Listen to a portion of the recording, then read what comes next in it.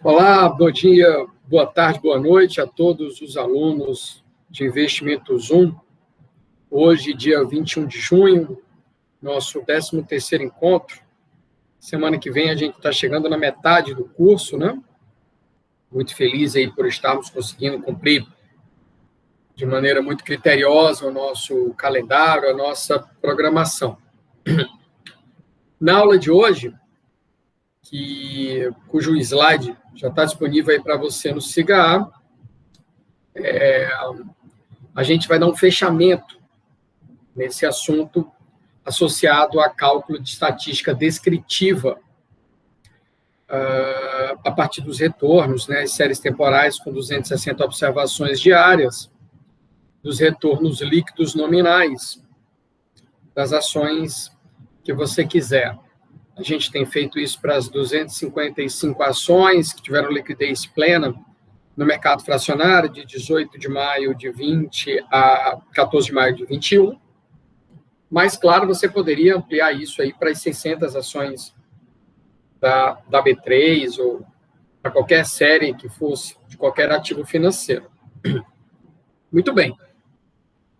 A gente já aprendeu, né, nos encontros anteriores, a calcular as métricas de tendência central, de ganho esperado, as métricas de risco, dispersão, oscilação, volatilidade absoluta, em que você só considera a série do próprio ativo, relativo a algum benchmark que você queira, e aprendemos também a sumarizar essas informações de ganho e de risco no que a gente chama de métrica de performance. Muitas métricas de performance devidamente aprendidas aqui. Hoje a gente vai dar um passo adiante, a gente vai calcular algumas métricas adicionais, que são também importantes, tá? Tem alguma informação válida, com certeza, e vai aprender a agregar os rankings de performance, de forma que você comece a sumarizar informação, que a gente tem informação demais para tomar uma decisão. Tá joia? Sem mais demoras, como a gente tem feito nos últimos encontros, vou desligar minha câmera para reduzir o tráfego de dados e vou focar nossa atenção no slide da aula de hoje. Tá joia? Então, vamos lá. Câmera devidamente desligada. Vamos começar a apresentar a nossa tela.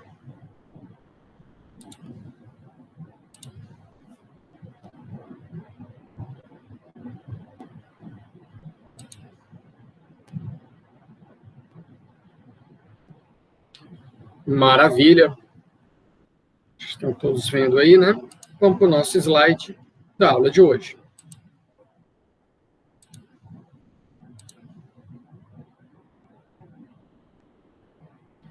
Prontinho. Gente, vamos lá. Eis o resumo do que eu vinha dizendo, né? O que a gente já viu até hoje e o que é que a gente vai ver exatamente na aula de hoje. Aqui um slide self-contained, né? Autocontido. Eu sempre gosto disso, mesmo que fique repetitivo, mas esse slide, que é o último desse tópico de cálculo de estatísticas descritivas, ele acaba contendo tudo que a gente viu nessas últimas aulas, tá? Como é que a gente calcula retornos, as métricas de ganho, de risco absoluto e relativo, né? Aqui até exemplos que foram mostrados, tá? Métricas de performance. E aqui já entrando no assunto propriamente novo da aula de hoje, tá? 3 formulazinhas novas para vocês. Coeficiente de assimetria. Muito bem.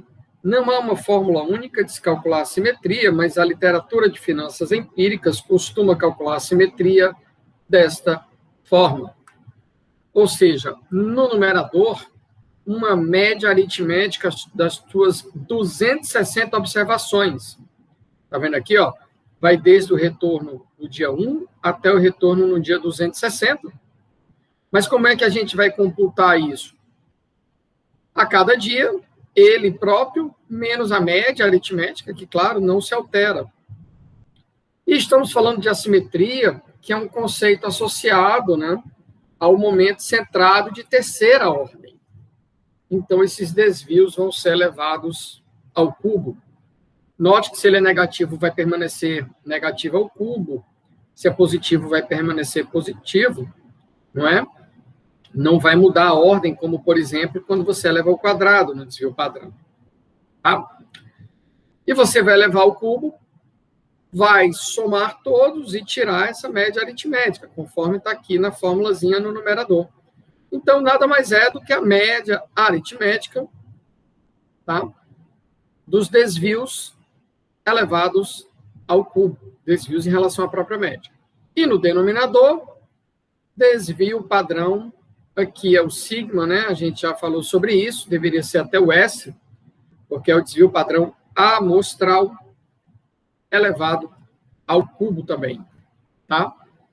O que você vai perceber, e a gente vai ver já isso na planilha, que tem o gabarito, por assim dizer, né? O cálculo disso tudo para os ativos que a gente tem usado, é que...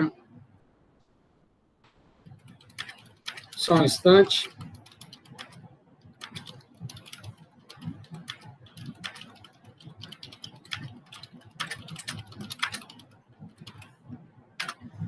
Muito bem, desculpa, estava só respondendo aqui uma mensagem, de certa forma, urgente, tá? O que a gente vai perceber no coeficiente de assimetria é que, se fosse normal, ou se fosse qualquer outra distribuição simétrica, esse coeficiente de assimetria daria 0. Então, assim,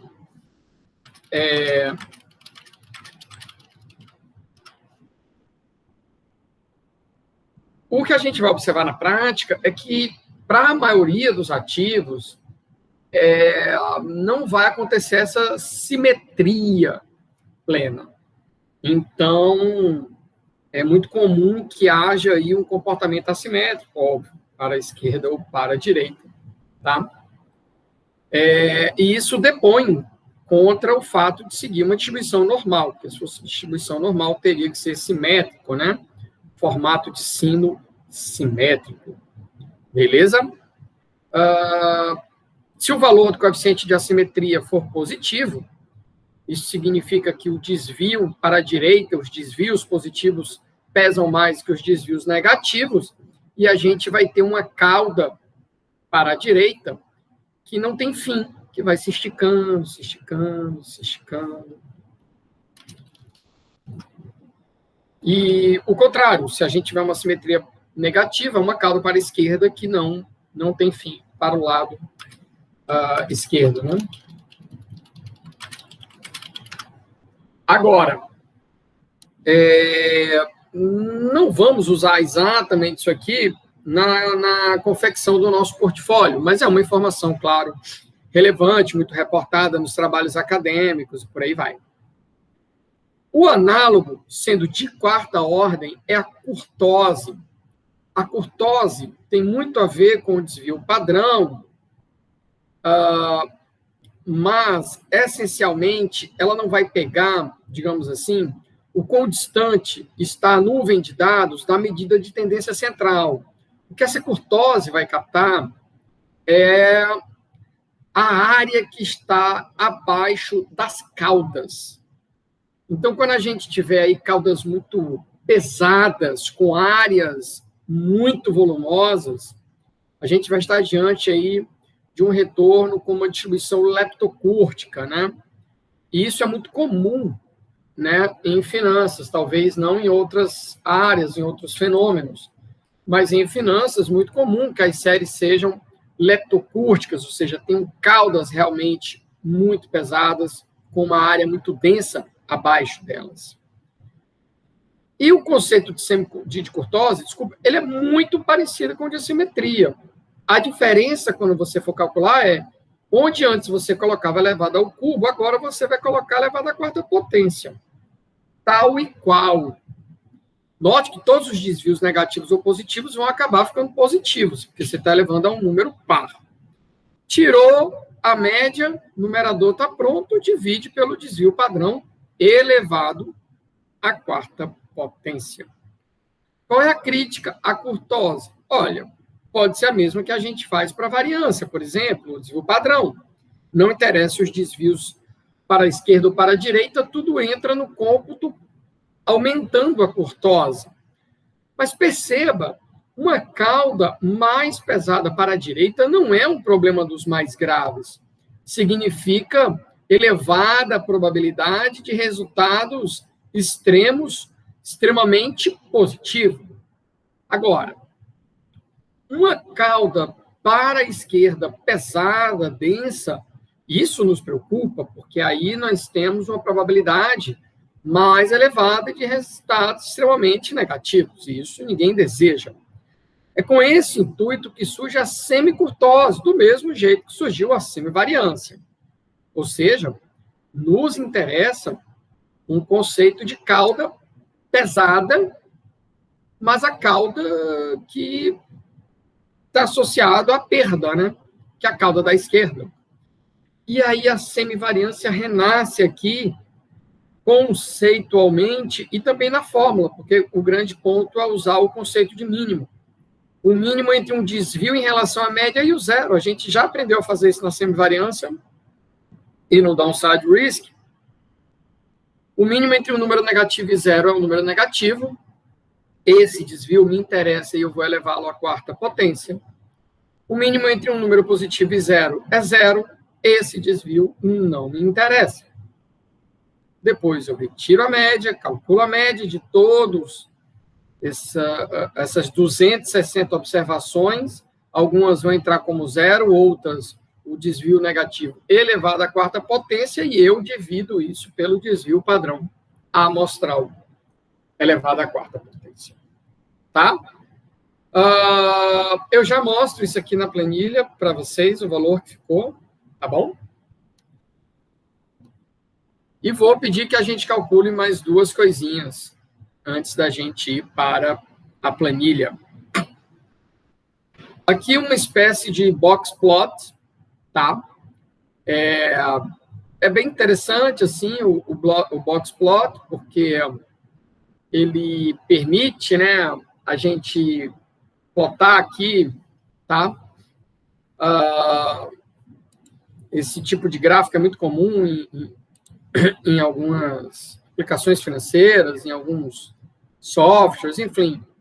É bem curioso, né? Estou mostrando porque é muito comum e tal, e de certa forma é informativo, né? Ele vai botar aqui o valor máximo, o valor mínimo, mediana, tá? Primeiro quartil e terceiro quartil. E aí, com isso, você consegue, lembrando que o conceito de quartil, primeiro quartil, é porque 25% dos dados estão abaixo, né? Mediana divide ao meio, e terceiro quartil, 25% dos dados estão acima. Aqui eu peguei Ibovespa para um determinado mês, aqui, é um dado bem antigo, mas é mais para ilustrar, tá? Até pela ordem de grandeza, você sabe que o Ibovespa está rodando na casa de 130 mil pontos. Esse pontinho aqui, esse xizinho aqui é a média aritmética, tá? Próximo da mediana, como é esperado, não precisa bater, às vezes nem próximo exatamente está. Mas aqui já permite a gente ver determinadas assimetrias, porque seria possível, por exemplo, você fazer uma figura de aproximadamente um formato de sino, né? Vem aqui, cresce aqui, aí diminui aqui assim, e vai até aqui. A cauda da esquerda é muito mais extenso, a assimetria, muito provavelmente desse ativo aqui, vai ser levemente negativa, ou seja, a cauda da esquerda ela é mais esticada. Tá vendo? Claramente você vê pelo box plot que não é um ativo com simetria, né? Como se imaginaria que fosse. Tá? Mas mais importante do que calcular um box plot é a gente usar esse conceito, digamos assim, para identificar possíveis extremos, né? Ou outliers. Existe uma conta, tá? muito simplificado, uma conta de padeiro, como a gente chama, para você identificar se um resultado ele é um outlier, mild ou extreme outlier, se ele é um outlier médio, um outlier mais forte, tá? Lembrando que o trato com outliers precisa ser muito bem pensado, porque pode ser um resultado extremo, muito fora da curva, do padrão, da nuvem, mas ser um resultado fidedigno. Você olhou, não tem problema de implit ou split, não teve erro de ajuste, nada, está tudo direitinho, foi só um dia muito atípico. Sinceramente, eu acho que você não deve excluir isso, não, tá? Lembrando que você tem que tomar cuidado com esses outliers, não só para checar se é um erro ou não, se foi um dia atípico ou se foi um erro de manipulação, mas entender que certas propriedades estatísticas podem ter sido comprometidas quando você tem um outlier. Né? Econometricamente, a gente vai ver em investimentos 2 que você pode ter problema na tua série temporal, com raiz unitária, quebra estrutural, estacionariedade, né? Então, essa abordagem aí é mais econométrica do que mesmo estatística, mas já pode chamar a atenção que a presença de um ou mais outliers pode estar comprometendo esse caráter mais smooth, mais suave, mais estacionário ou não explosivo da tua série, ou mesmo que ela não apresente quebras estruturais. Tá bom? Se for erro, claro, você precisa corrigir. E se você está muito inseguro sobre ser um dado legítimo ou não, atípico ou errado, aí talvez valha a pena você excluir esse ativo da tua carteira ou coisa parecida. Tá joia? Muito bem. Uma forma de você detectar esses outliers é seguinte.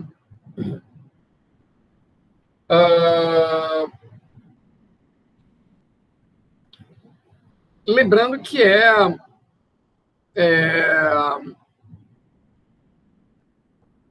uma regrinha de padeiro, tá? Não é, assim, uma fórmula tão científica assim. Mas vamos lá. Você vai pegar o primeiro quartil, né, que é o Q1, e vai subtrair dessa distância interquantílica, que é o terceiro quartil menos o primeiro quartil, esse aqui é um número obviamente positivo, tá? E aí você tem duas escolhas para o valor dessa constante K. Pode ser 1,2 ou 1,5. 1,2 vai te dar aí um resultado inferior que deveria captar aí outliers mild, outliers medianos. Se você colocar 1,5, você vai ponderar mais fortemente essa interquantílica, ela vai entrar negativa, ou seja, você vai colocar um rabo lá para baixo ainda mais negativo, de forma que você está sendo mais generoso com esse outlier negativo. Tá? E aí, se ainda assim for violado, aí você tem um extreme outlier. Tá joia? Muito bem. Ok, esse é um ponto. E o outlier para cima? É a mesma coisa, é análogo. Mais uma vez, distância interquantílica, ponderada por 1,2 é um limite mild, se você multiplicar por 1,5 é um limite ainda mais extremo, só que aí você vai entrar com essa distância interquantílica ponderada por 1,2 ou 1,5, acrescida do quartil 3, ou seja, você vai colocar aqui um limite superior que, se violado, aí sugere realmente que é um valor outlier e precisa ser analisado com mais calma, né? Muito bem. Ok. Dito isso, o que é que nós vamos fazer? nós vamos já para o Excel, para a nossa planilhinha. E o nosso último slide antes de ir para a planilhinha é esse aqui. Porque é o seguinte, você diz, Paulo, a gente aprendeu aí algumas métricas de ganho, 6 métricas de risco, ou 7, ainda vai aprender Relative Risk, não sei quantas métricas de performance, mais simetria, outliers, por aí vai. E aí, é o que eu digo nesse slide, né? Você tem 1 zilhão de informações. Como sumarizar tanta estatística? Bom, eu havia dito, né, que quando eu vou compor a carteira, eu falei isso já em algumas aulas, né? Eu levo em consideração diversificação setorial, eu sempre coloco no máximo 20 portfólios, e a gente vai explicar como é que a gente otimiza isso. A gente vai ter aulas síncronas e assíncronas para otimizar, não faça isso por enquanto. Mas o ponto é, o que é que eu vou jogar no liquidificador? Como misturar isso? A gente ainda vai aprender. Tudo que a gente está fazendo aqui nessa etapa é, a partir de 600 ações, separar ali umas 20 para jogar no liquidificador e aprender como misturar. A gente ainda vai aprender como usar esse liquidificador para misturar. O que a gente tem aprendido até agora é como fazer um filtro para selecionar 20 de umas 600. Não precisa mais do que 20. Muito mais do que isso, mais do que 30. O liquidificador já nem mistura tão direito assim. 20 é mais do que razoável para, no final, ficar em menos de 10. Falei que a gente usava, para selecionar essas 20, um pouco de diversificação setorial, excluía empresas que estavam em recuperação judicial, observava a composição do board, de acionistas, olhava o timing para saber se aquela empresa, a ação daquela empresa não poderia estar sendo afetada por uma decisão de caráter macroeconômico, político, de microeconomia, seja que decisão foi essa, que pode afetar aquele setor, aquela empresa, aquela ação, e você não tem informação privilegiada, e se tivesse, não poderia usá-la. Mas o meu ponto aqui nem é o fato de usar todos esses critérios, é o fato de que você pode usar esses critérios e tantos outros, mas tem que ter um critério estatístico, e ele é obtido a partir de um ranking. O ranking é único.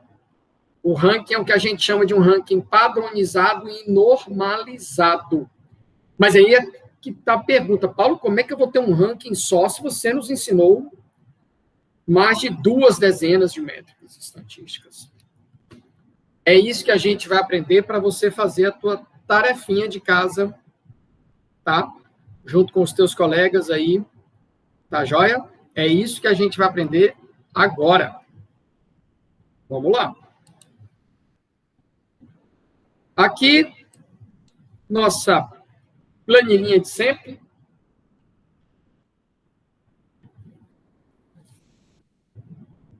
E aí, o que é que a gente percebe, né? Aqui as estatísticas que eu já passei para vocês, né? Tá? Aqui, 200 e quantas ações, meu Deus? 255 ações. Aqui as métricas de ganho, de risco, de performance. Mesmo eu não tendo te ensinado o alfa de Jensen, porque ele só pode ser obtido em investimentos 2, ele está aqui, tá? Olha aqui a simetria curtose e semicurtose calculado. Você testa lá a formulazinha e checa com o meu gabarito.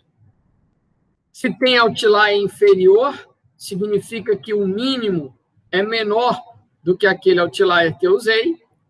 Se tem outlier superior, significa que o máximo é maior do que o limite superior, né? Aqui, os cálculos do primeiro quartil, terceiro quartil, limite inferior aceitável, limite superior aceitável. Só para a gente checar, esse primeiro ativo aqui tem outliers tanto para baixo como para cima, significa que o mínimo deve ser menor do que 4,17 e o máximo maior que 4,63. E é exatamente isso, o mínimo foi da ordem de 10 negativo e o máximo da ordem de 12. Isso é muito maior do que os limites previstos.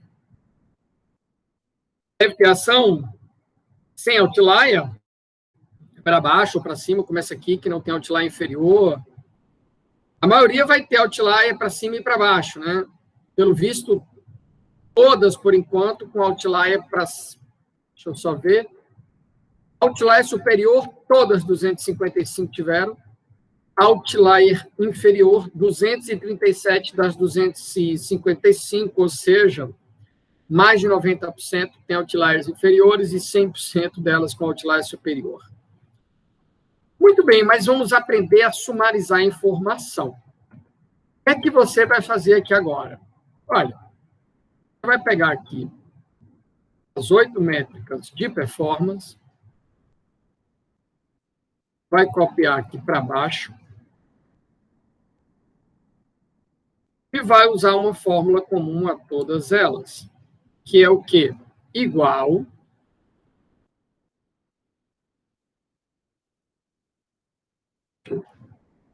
abre um parênteses, igual esse rapaz aqui, menos a média dele,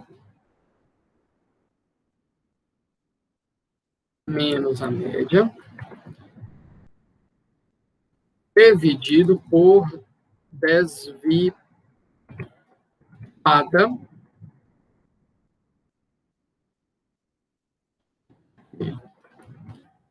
E aqui vamos usar o cifrão correto. Ele menos a média não vai mudar na vertical, nem o desvio padrão. Ótimo. Uma outra informação útil é puxar as 255 ações para cá.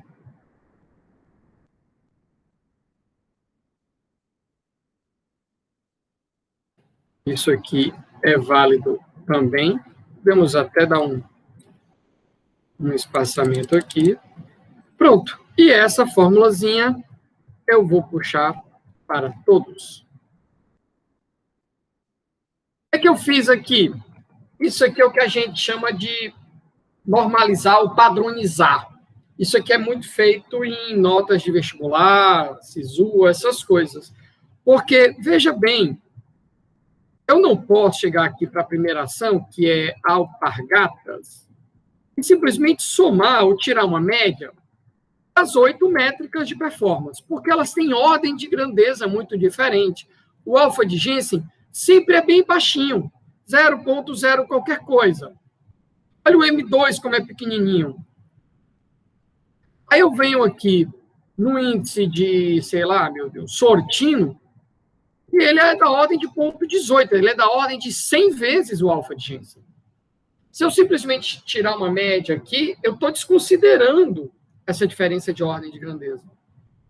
Para eu poder somar essas coisas e agregar as 8 métricas de performance num valor só para cada ação, eu vou pegar índice de Sharp da Alpargatas menos índice de Sharp médio das 255 dividido por desvio padrão dos 255 índice de Sharp. Replico essa lógica para todos os 8, para todas as outras 8 métricas de performance. Agora, são valores que podem ser, sim, comparados. Bom, e aí vamos lá, né? Vou botar aqui embaixo. Agora eu vou pegar a média das minhas performances, 8 performances para o Alpargatas, devidamente padronizadas. Faço isso para todas. Que beleza, não é? Aí aqui agora eu venho, eu quero ordenar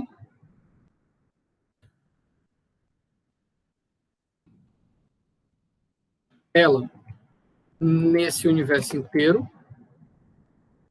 Aqui não precisa de tanta casa decimal. Deixa eu fixar isso aqui.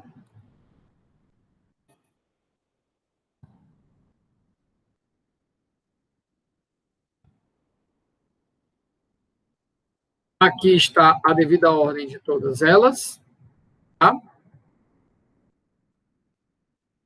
Deixa eu botar bem aqui, vocês vão entender por quê. Pronto. Agora eu vou querer, tá? A primeira, a segunda, a terceira, né? Deixa eu criar aqui, ó.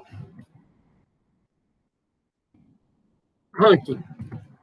E aqui, ação. Muito bem. Olha que ranking bonitinho. A gente está criando aqui sem maiores dificuldades, porque informação para isso não faltava, né? Vamos pegar aqui, tá?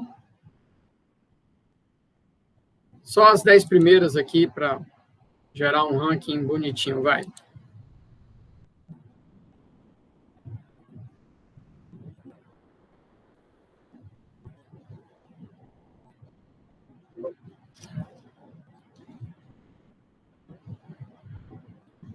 Pronto. Igual PROC-V, esse cidadão, nessa amostra toda aqui, 2, falso. Muito bem, eu procurei aqui a ação, tá? Não vou mexer aqui na minha amostra, por isso que eu vou amarrar com um cifrãozinho. Morreu.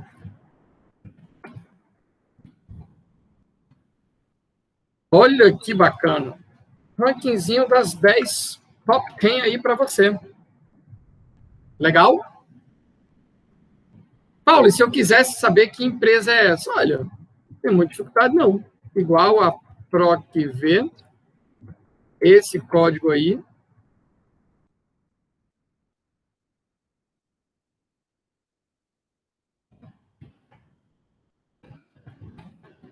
Pronto, puxei o nome dela.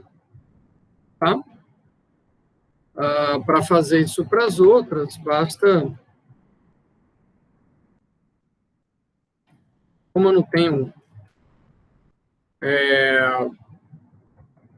os códigos de cabeça, né? Então, às vezes, é válido a gente recorrer aí ao nome em si da empresa, né?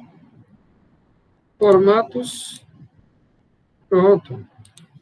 Olha que bonitinho. Ai, desculpa.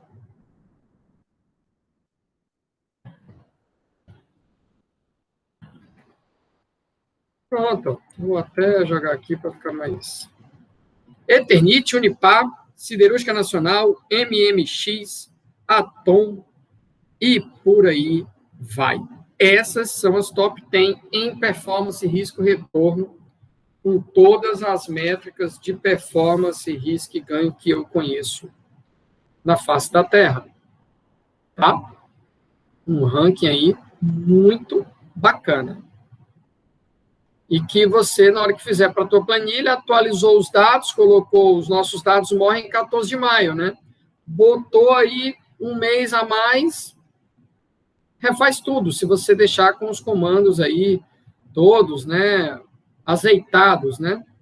Ela fica toda dinâmica e toda automatizada. Certinho, meus queridos e minhas queridas. Não precisamos salvar. Vocês vão fazer isso em casa.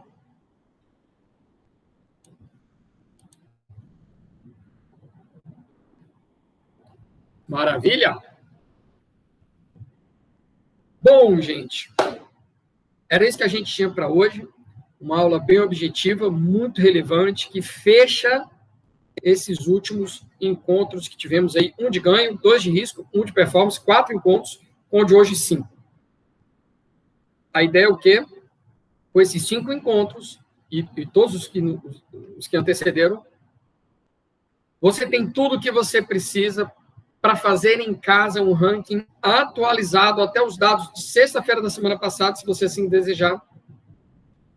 Lembrando que você pode agregar tudo isso num ranking personalizado. Paulo, eu só gosto de 2 métricas de performance. Ou eu gosto de 4, mas eu gosto de Sharp mais do que das outras. Na hora que você for agregar, coloque um peso maior para Sharp, não esquecendo sempre de padronizar cada uma dessas métricas para poder sumarizar. Então, a ideia é de que, no que se refere a risco-retorno, você já sabe gerar o ranking. Mas não se baseie só nele. Quando a gente for ter uma aula de estratégia ativa, e essa vai ser a aula, o ápice da nossa disciplina, nessa aula, você vai ver que eu olho para o ranking, que você já aprendeu a fazer, e vai personalizar o seu, e aí você vai escolher outros critérios, diversificação setorial, RJ, board, informações macro, o aspecto visual da convergência, e por aí vai. Tá joia? Muito obrigado pela atenção de vocês. Deus continue nos abençoando. Até a próxima aula. Bons estudos. Tchau, tchau. Vou encerrando por aqui.